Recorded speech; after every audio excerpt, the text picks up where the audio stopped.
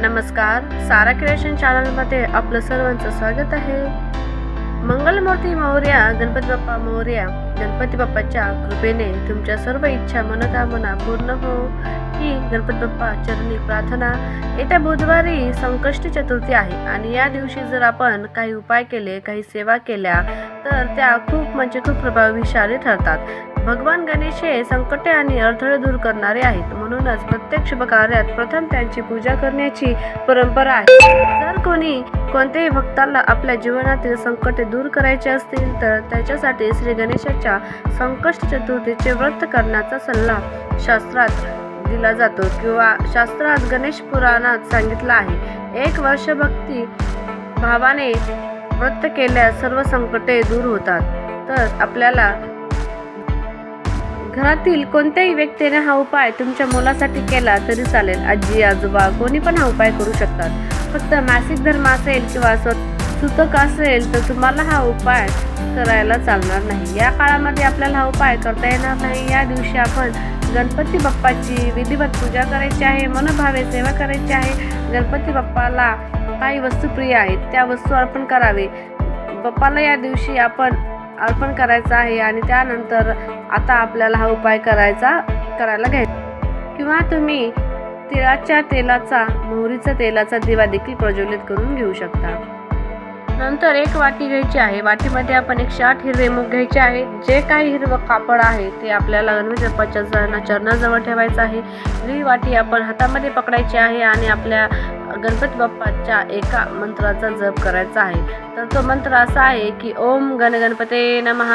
आपण एक मंत्र म्हणायचा आणि एक मग आपल्याला हिरव्या कपड्यावरती मूग ठेवायचा आहे. परत हा मंत्र म्हणायचा आहे ओम गणपते नमः आणि परत ते एक मूग कपड्यावरती ठेवायचं आहे. अशा प्रकारे आपण 108 वेळा मंत्र म्हणायचा आहे आणि 108 वेळा मूग त्या वस्त्रावरती ठेवायचं आहे. गणपती बाप्पाच्या चरणाजवळ ठेवायचं आहे.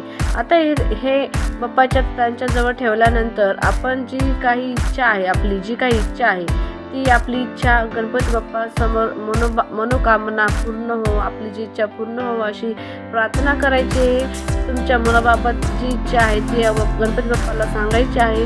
मुलाच्या अभ्यासाबाबत असो, नोकरीबाबत असो, प्रमोशन होत नसेल, नोकरी मिळत नसेल, जे काही आहे ते तुम्ही गणपती बाप्पाला सांगायचं आहे. मनापासून आणि श्रद्धेने सांगा. त्यानंतर ते हिरव्या मुगाची पोटली आपण बांधायची आहे आणि ती बाप्पाच्या चरणाजवळ राहू द्यायची आहे. तुम्ही अर्धा तास किंवा अगदी दिवसभर जरी बाप्पाच्या जवळ ही पोटली ठेवली तरी चालेल. आपण संध्याकाळी ही पोटली उचलायची आहे. मग 6 नंतर ही पोटली उचलायची आणि तुमची मुलं जिथं पण जास्त वेळ राहतात, म्हणजे जिथं अभ्यास करतात किंवा ज्या ठिकाणी जास्त वेळ खेळतात किंवा ज्या ठिकाणी मुलं झोपतात त्या मुलाच्या उशाखाली ही पोटली तुम्हाला ठेवून द्यायची आहे.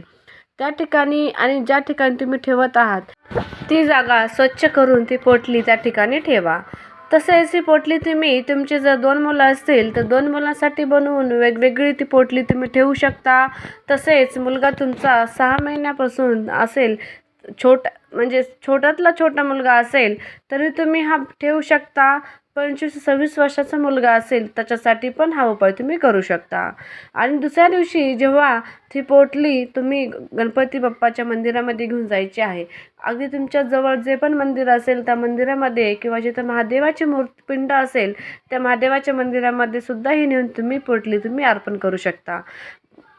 तर मंदिरामध्ये जायचं आहे. जाताना गणपती बाप्पांना ज्या काही गोष्टी आवडतात जसे की जास्वंदीचे फूल, मोदक आणि आपलं दुर्वा या सर्व वस्तू गणपती बाप्पांना अर्पण करायच्या आहेत व जी काही इच्छा आहे ती इच्छा बाप्पाजवळ सांगायची आहे. ती इच्छा लवकरात लवकर पूर्ण हो अशी विनंती करायची आहे.